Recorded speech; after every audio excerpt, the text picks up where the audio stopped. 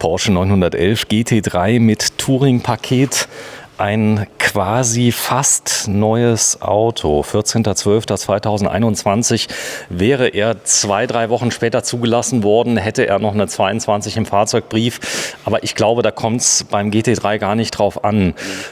Ist das der ganz aktuelle oder gibt es da jetzt schon ein Facelift, ein neueres? Oder? Nee, das ist die ganz aktuelle Version. Das ist der 992.1 ist das.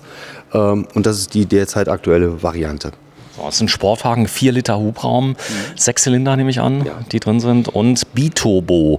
Das heißt also, er kann bis 9000 Umdrehungen gedreht werden. Das macht ihm gar nichts, oder? Nee, das macht ihm nichts. Er ist auch dafür ausgelegt. Es ist wirklich ein Sportgerät, so gesehen.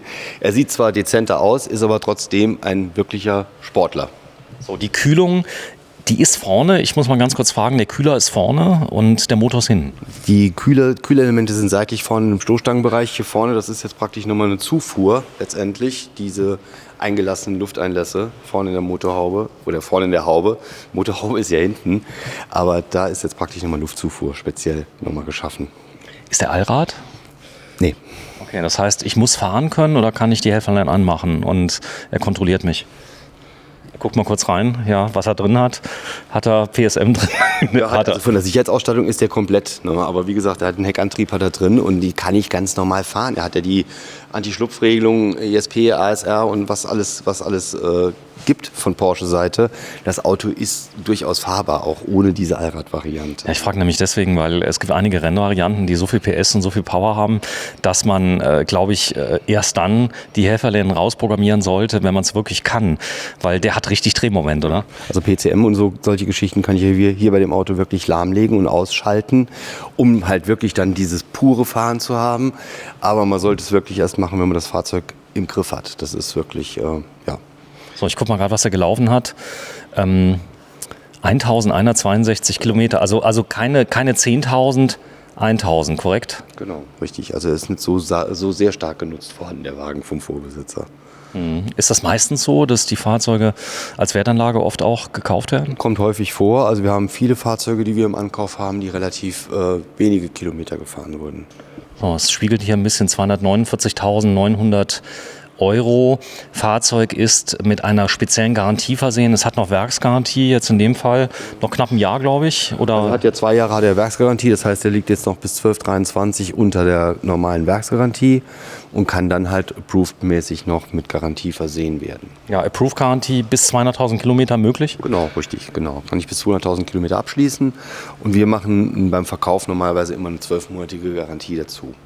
So, kommen wir mal drauf. Die Reifen, brauchen wir nicht drüber zu reden, 1100 Kilometer, die sind gerade mal eingefahren.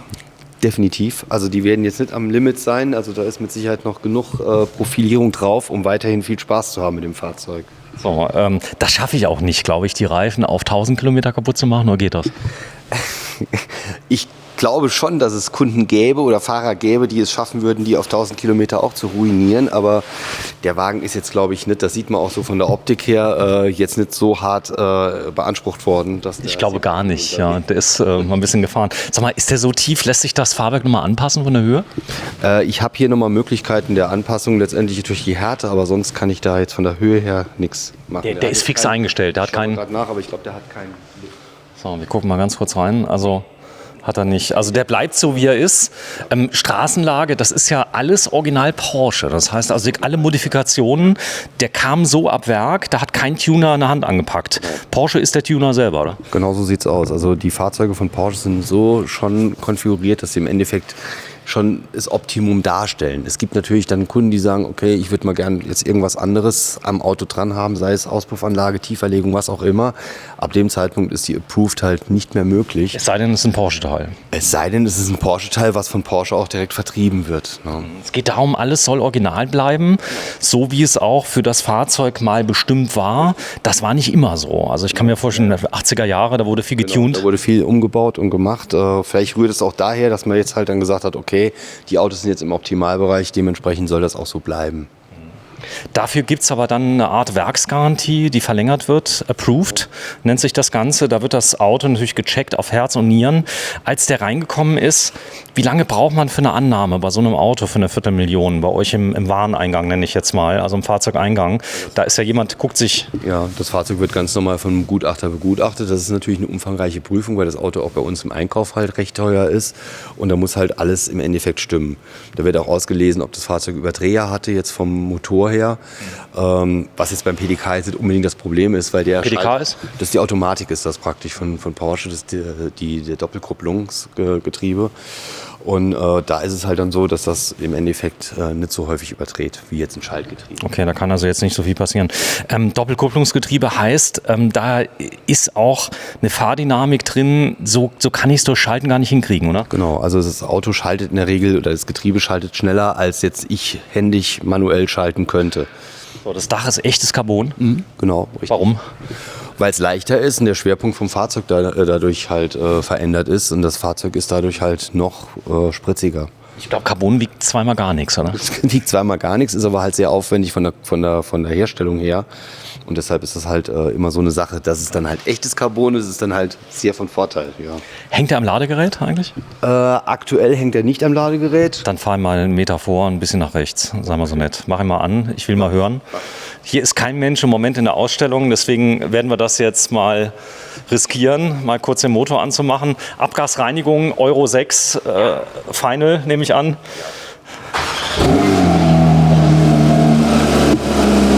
Ist das geil.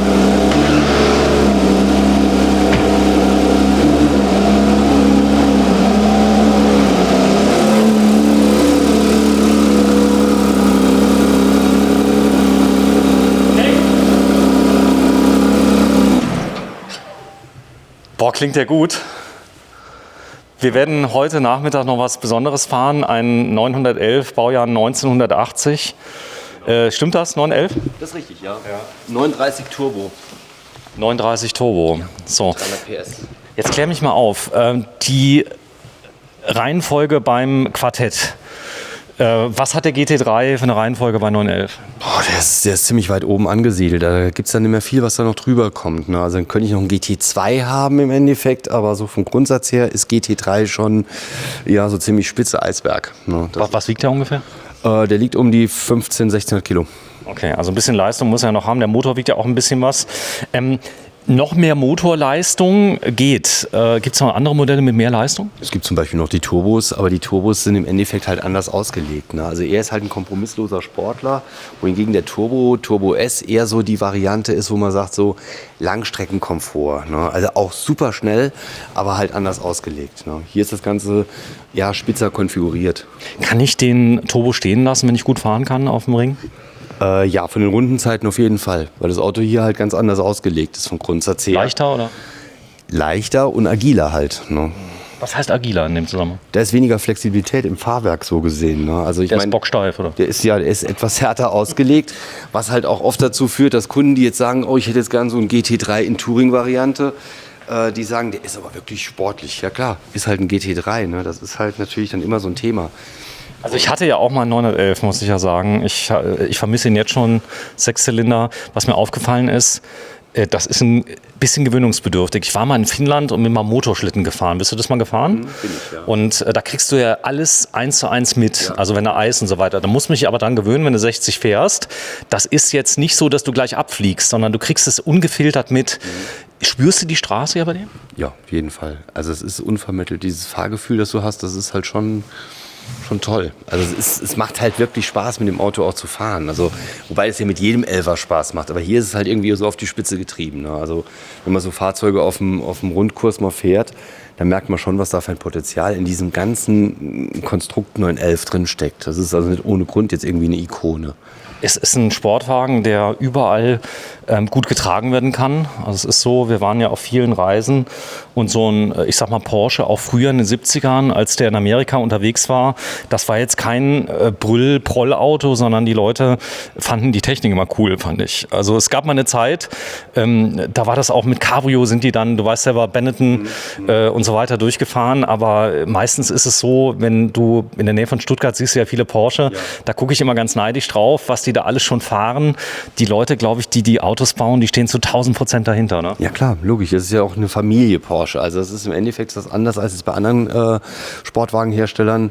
Und der Werterhalt und auch dieses Renommee von dem Auto ist halt einfach toll. Also es gibt auch andere, wie gesagt, andere Hersteller, aber unterm Strich ist es halt häufig so, dass Porsche-Kunden, die Porsche-Kunden sind und Fahrer sind, dass die der Marke extrem treu bleiben. Ne? Also Das Thema ist ja Markenbildung. Du kriegst viele tolle Autos, muss man sagen. Ihr habt auch Fremdmarken, die ihr auch schon mal ankauft. Aber gerade der Porsche 911, das ist so vom Werterhalt her, gab es irgendeinen 911, der, ich sag mal, diesen Werterhalt nicht unbedingt gespürt hat? Oder ist das...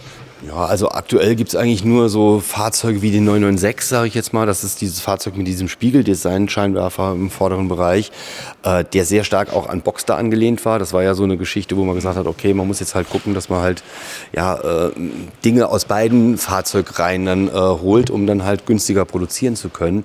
Der ist aktuell nicht so stark nachgefragt, wobei der auch aktuell, weil das halt die bezahlbarste Variante ist, auch am Steigen ist. Also jeder Elfer ist letztendlich momentan auf dem Marktniveau am Steigen oder halt auf einem recht hohen Niveau und verbleibt dort auch. Zuverlässigkeit, Motoren, habt ihr Motorschäden schon mal oder ist das ganz selten? Das gab es in der Vergangenheit schon, ja, muss man sagen. Aber Porsche hat da immer sehr kulant auch dem Kunden zur Seite gestanden. Also wenn der jetzt zum Beispiel irgendwelche Dichtungsringe halt sich zerlegt haben, Übergang Motorgetriebe, dann gab es da auch Hilfestellung in der Richtung. Aber mittlerweile ist es doch schon sehr zuverlässig, das Fahrzeug. Der hat Mischbereifung?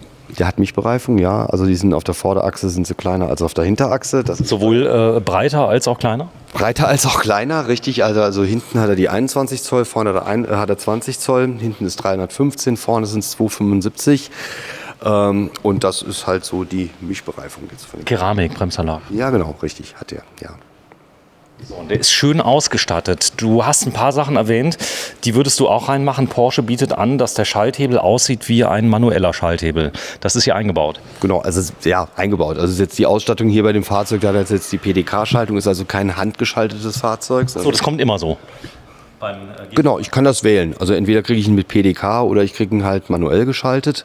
Und hier in dem Fall ist es jetzt ein PDK. Was auch die gängigere Variante eigentlich ist vom Grundsatz her. So, Zentralverschluss, der ist echt.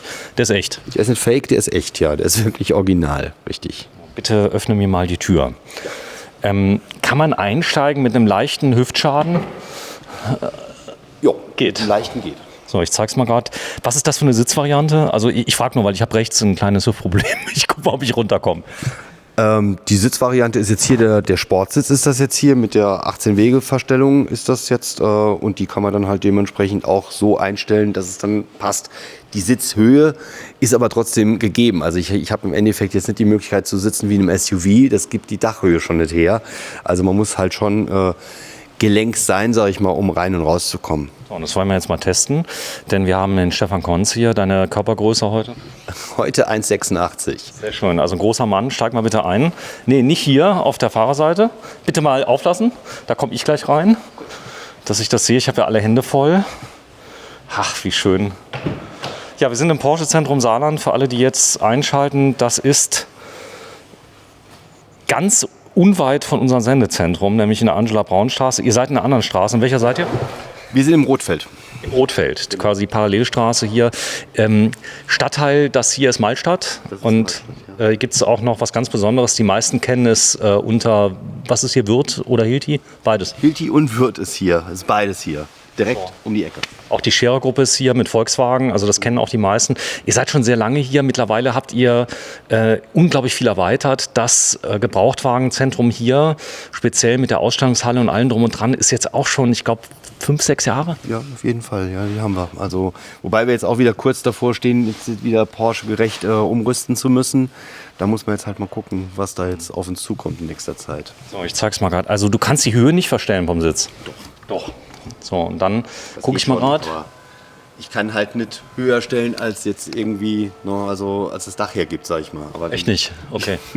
Geht nicht. Verstellung geht. Also Lenkrad, was geht da eigentlich von der Länge? Lenkrad habe ich jetzt hier die Reichweite und Höhenverstellung. Achso, ein bisschen zu dir geht noch. Okay. Ja, klar. Wie fühlt sich der Sitz an? Wie so ein Handschuh, oder? Der ist noch angenehm geschnitten. Also jetzt sind die Vollschale jetzt hier in dem Bereich. Also man kann den schon auch sehr gut anpassen. Man kann jetzt halt noch die Seitenwulste vom Sitz kann man noch anpassen in der Breitenverstellung. Ne? Also das ist schon recht angenehm. Ne? Kann ich den locker auf der Autobahn fahren oder stresst der? Will der genommen werden die ganze Zeit? Ich kann den so fahren, als dass er genommen werden will, sage ich jetzt mal, muss aber nicht sein. Muss nicht sein, ich kann noch zur Kindertagesstätte fahren. Ja, klar, logisch. Okay. Also ich muss den jetzt nicht immer im gefühlten Race-Modus bewegen. Also es geht auch ganz normal, seriös. Ich glaube, am Anfang hat man auch das Bedürfnis eher. Aber ist das jetzt ein Auto, was aktiv bewerkt wird? Oder ist das eher so, wo man sagt, den stelle ich mir doch mal in die Garage rein, guck mal, dass er vielleicht in 5 Jahren 2000 Kilometer hat? Also hier wäre es jetzt im Endeffekt so, dass dieses Fahrzeug speziell eher so das Auto wäre, wo man sagt, so, den hole ich mal zum Sammeln. Aber es gibt auch wirklich viele, die fahren den aktiv. Die fahren den auch im Tagesgeschäft, ne? Also so als Daily. Aber er ist dann halt wirklich ein sportliches Fahrzeug. Ne? Das muss man halt dann abwägen. Ne? Es gibt also mit Sicherheit für Daily gibt's Fahrzeuge, wo man sagt, sind vielleicht passender. Ob das jetzt ein S ist oder ein GTS. Ne? Also da habe ich 450 PS, bin also auch nicht völlig untermotorisiert, macht auch richtig Spaß. Selbst der normale Carrera mit 385 PS ist auch schon richtig toll zu fahren. Und da muss man halt abwägen, was will ich haben? Will ich einen haben, der wirklich kompromisslos auch als Sportler funktioniert? Oder will ich ein Auto, mit dem ich auch mal Landstraße fahren kann, ohne jetzt irgendwie vielleicht auch überfordert zu werden von dem Antrieb oder so? So, jetzt ist das ja ein Auto, 250.000. Wo geht's denn los, wenn ich einen schönen Porsche haben möchte? Kriegt man was für 70? Gebraucht? Also im 11er-Bereich wird es mit 70. Nee, nicht 11er, sondern... Ja, also ich kann im Boxster Macan Cayman-Bereich kann ich da Fahrzeuge bekommen. Ne? Nur wenn es jetzt in Richtung... 90.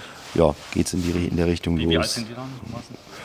Also so um die 15, 14, je nachdem. Also es gibt auch Fahrzeuge mit 10er Zulassung, die irgendwo im Bereich von um die 80 liegen. Also da muss man gucken. Also es ist immer abhängig auch vom Angebot, was wir generieren können, weil es auch wieder abhängig davon ist, was wir für Fahrzeuge bekommen. Ne? Okay, so, also hat viele Helferlein. Drive Mode, was kann der? Da gibt es eine große Taste direkt am Lenkrad. Ich habe hier die Möglichkeit, wenn ich jetzt hier die Zündung anmache, am Drive Mode umzustellen, dann hat er im Endeffekt hier unten dann die Anzeige mit Sport. Ist das Kennfeld und das Schalten vom Motor, wie hoch der dreht und so weiter? Genau, also die Basiseinstellung ist dann halt schon mal höher, der ist dann praktisch schon mal vorkonditioniert, um halt schon mal agil das Gas anzunehmen. Ne? Deshalb habe ich hier halt 3 Möglichkeiten. Wie gesagt, ich habe normal, das ist der normale Start. Dann habe ich Sport, ab dem Zeitpunkt ist die Sportklappe auch mit aktiv, was man hört. Und dann habe ich noch Track, das ist dann wirklich halt für die Strecke. War die Sportklappe eben auf beim Anmachen? Nee. Willst du mal aufmachen gerade und mal anmachen? Mach mal, warte, ich sag dir wann. Und bitteschön.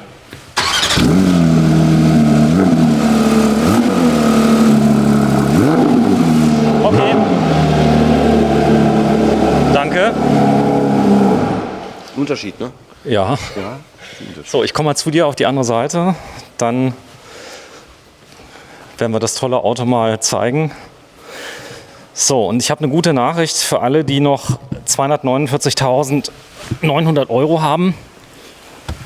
Frage, die Steuer ist ausweisbar? Die Steuer ist bei dem Modell nicht ausweisbar. Nee. So, also wer noch 249.900, der ist sofort verfügbar. Der ist direkt verfügbar, ja. So, und das ist wirklich ein Automatikgetriebe. Der Schalthebel sieht nur so aus. Genau, richtig.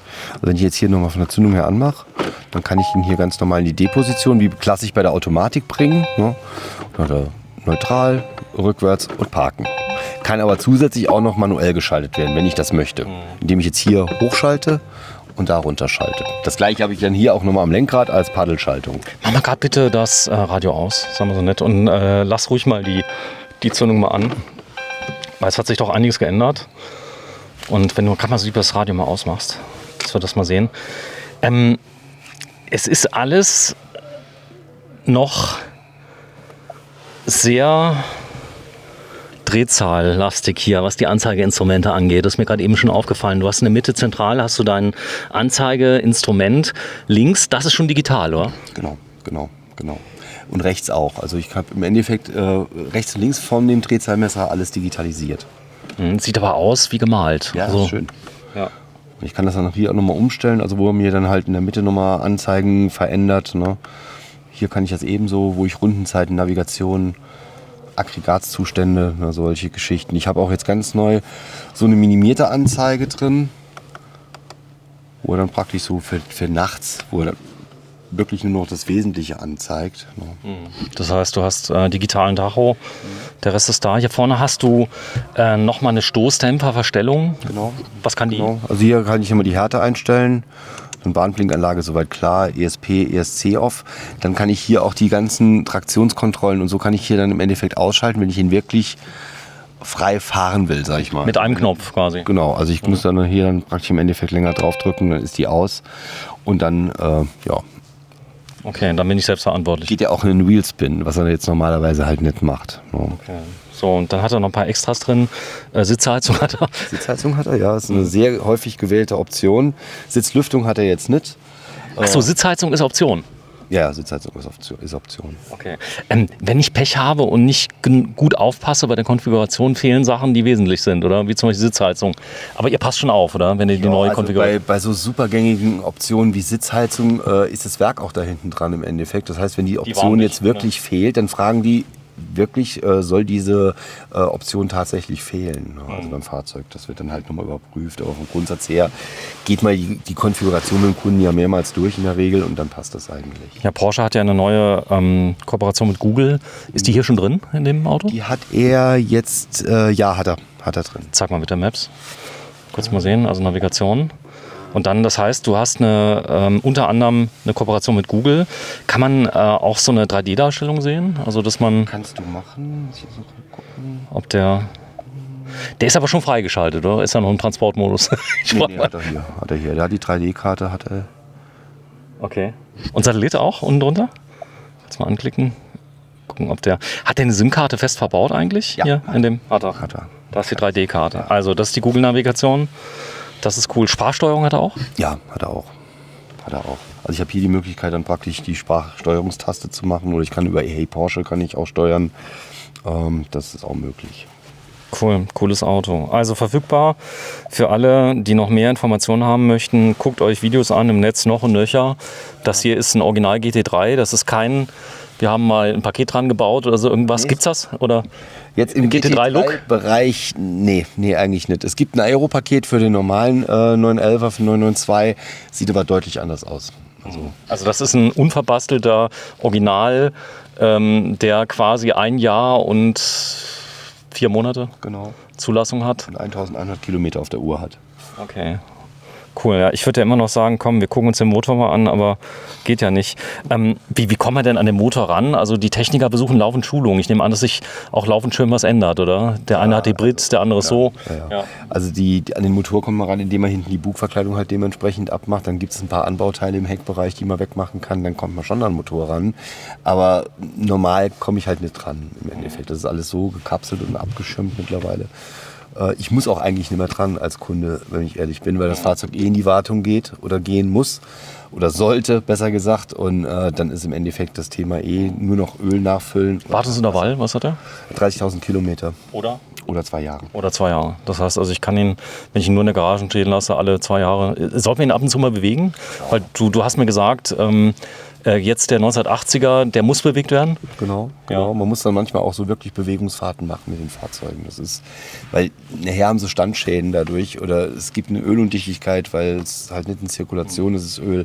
Also das sind so Dinge, die sollte man halt dann schon von Zeit zu Zeit machen. Wo sind die Gurte und mein Isofix hinten? Wie wir sehen wir nichts. Ne? Also das ist jetzt hier halt wie gesagt ein Zweisitzer. Der hat auch keine Gurte vorgesehen, es sind auch keine Sitze vorgesehen in der Richtung. Also leider nicht. Gepäck kann ich ja reinmachen. Korrekt, genau. Komm, wir steigen mal aus. Machen ein bisschen Werbung für dich. Bose Soundsystem natürlich mit drin. Das Ganze findet ihr heute am 28. Februar 2023 im Porsche Zentrum Saarland. Dein Name ist Stefan Konz. Wir kennen uns, glaube ich, über 10 Jahre schon. Ist so. Du bist bekennender Autoliebhaber und fährst auch selber Porsche im Moment, korrekt? Aktuell ja. Und was fährst du gerade? Im Moment fahre ich jetzt gerade einen Panamera, einen 4 SE Hybrid. Ja, das ist halt so ein Langstreckenkomfort, Luxusliner so gesehen. Ne? Also halt Porsche bietet ja alles mittlerweile. Ja. Und wer es noch ein bisschen härter haben möchte, da haben wir das etwas härtere Modell hier, Überrollkäfig, großer Spoiler hinten, Porsche 718 Cayman, da werden wir ein eigenes Video machen. Er kostet auch fast die Hälfte, muss man sagen, ist aber auch kein Elva. Also der Cayman, ich sag mal Sportwagen, Fetischisten, die richtig gut fahren können, sagen, ich kriege Rundenzeiten hin wie beim Elva. Ist definitiv so.